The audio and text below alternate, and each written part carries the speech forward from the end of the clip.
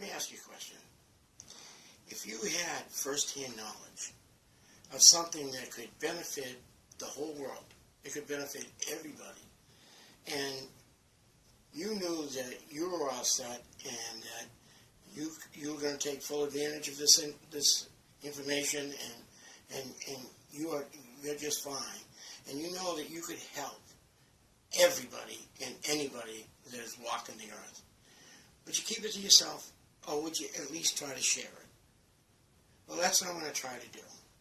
You see, because I had an experience about 10 years ago. In fact, it's a little over 10 years, where I died twice. From this experience, I learned as a fact, not as a belief or an idea, what actually happens when you die. What happens really when you die. What had happened to me was it was an operation where they had to fix something that was really wrong.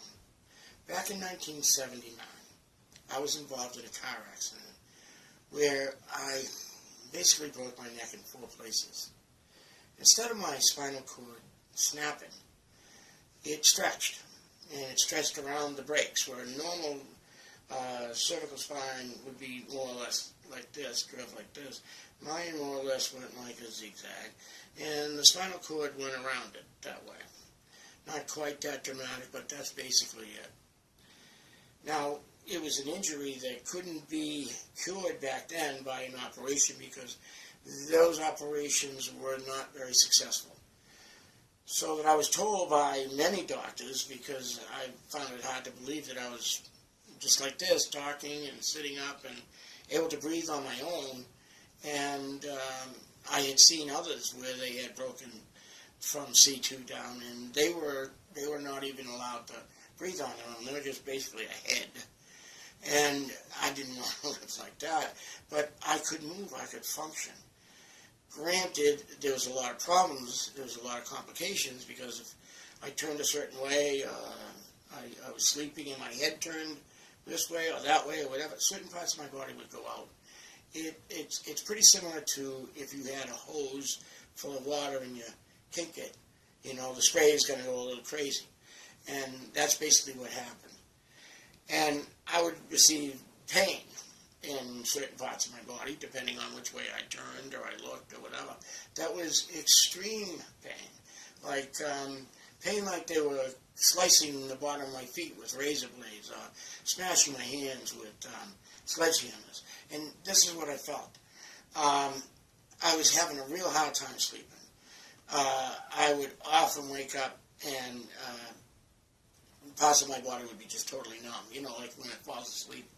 And parts of my body would be in extreme pain. I lived with this for about 25 years, and I just couldn't take it anymore.